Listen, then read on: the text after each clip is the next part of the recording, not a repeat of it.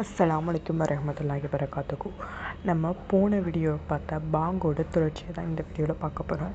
Skip பண்ணாமல் video ஃபுல்லும் பாருங்கள், ஓகேவா? அஷ்ஹது அன்ன முஹம்மத ரசூலுல்லாஹி. அஷ்ஹது நான் போன வீடியோலேயே சொல்லியிருக்கேன், நான் சாட்சி கூறுகிறேன். சாட்சி கொடுக்கிறேன் தான் நம்ம அஷ்ஹதுன்னு வரும் அரபியில்.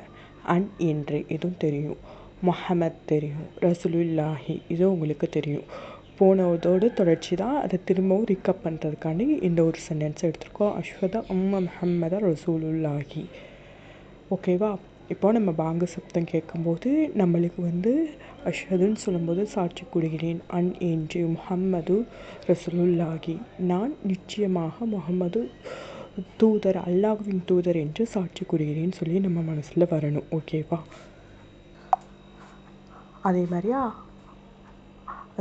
நம்ம எதை கற்றுக்கிட்டோமோ அதை டெய்லி நம்மளுக்கு ப்ராக்டிஸ் பண்ண தான் நம்மளுக்கு ரொம்ப எளிதாகவும் புரியும், தெரியும். இது மூலிமா நம்ம திருக்குர்ஆன் ஓதும்போது இதே மாதிரி அரபி வார்த்தைகள் வரும்போது நம்மளுக்கு இந்த அரபி வார்த்தைகளுக்கு தமிழ் அர்த்தம் தெரிஞ்சால் ரொம்ப நல்லாயிருக்கும். இப்போ ஹை அல ஸ்வலாத், தொழுகை நோக்கி வாருங்கள் இருக்குது. இதில் ஹைங்கிறது வாருங்கள்னு அர்த்தம், அலானா நோக்கி, சொலாத்னா என்னது, தொழுகை. அப்போ ஹை அலா ஸ்வலாத், தொழுகையை நோக்கி வாருங்கள். அப்போது நம்மளுக்கு பாங்கு சொல்லும்போது அது அந்த வார்த்தைகள் எதனோட அர்த்தத்தை குறிக்குன்னு சொல்லும்போது நம்மளுக்கு இன்னும் பாங்கு சொல்கிறது இன்னும் கொஞ்சம் கூர்ந்திப்பாக கவனமாக கேட்கணும்னு தோன்றும். ஹை அலா ஸ்வலாத். அடுத்த நம்பருங்க ஹை அலா ஃபலாக்னா என்னதுன்னா இதில் வெற்றி. போன சென்டென்ஸ்க்கும் இந்த சென்டென்ஸ்க்கும் அதில் சொலாத் வந்துச்சு, இதில் ஃபலாக் வருது, ஓகேவா?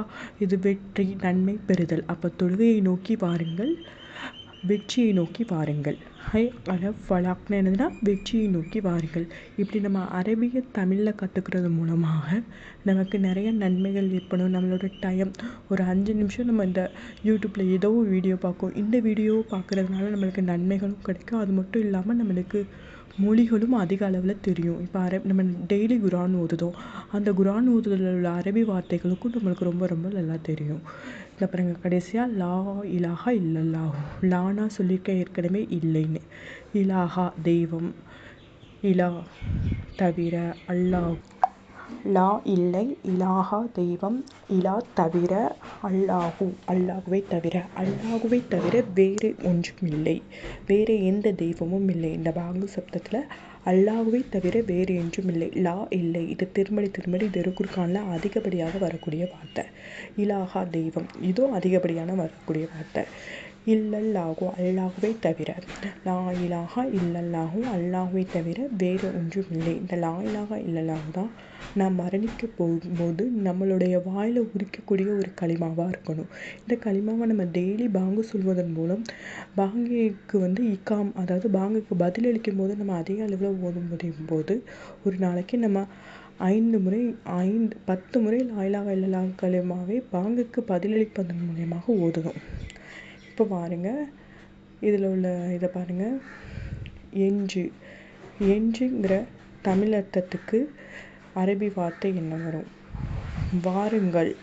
இதில் 2 முறை வாருங்கள்னு வரும். அப்போது அந்த வாருங்கள்ங்கிறதோட அரபி வார்த்தை தொழுகை அப்படி தான் 2 முறை தொழுகை வருகிறது. தொழுகை வருது, அந்த தொழுகைக்காண்டி தான் இந்த பாங்கே நம்மளுக்கு வந்துச்சு. அப்போ அந்த தொழுகைங்கிறது அரபியில் என்ன உச்சரிப்போடு வருது? வெற்றி.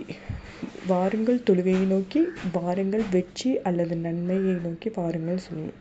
அப்போ அதுக்கெல்லாம் உள்ள அரபி வார்த்தை என்னது? இதை கீழே உள்ள கமெண்ட் பாக்ஸில் எழுதுங்க.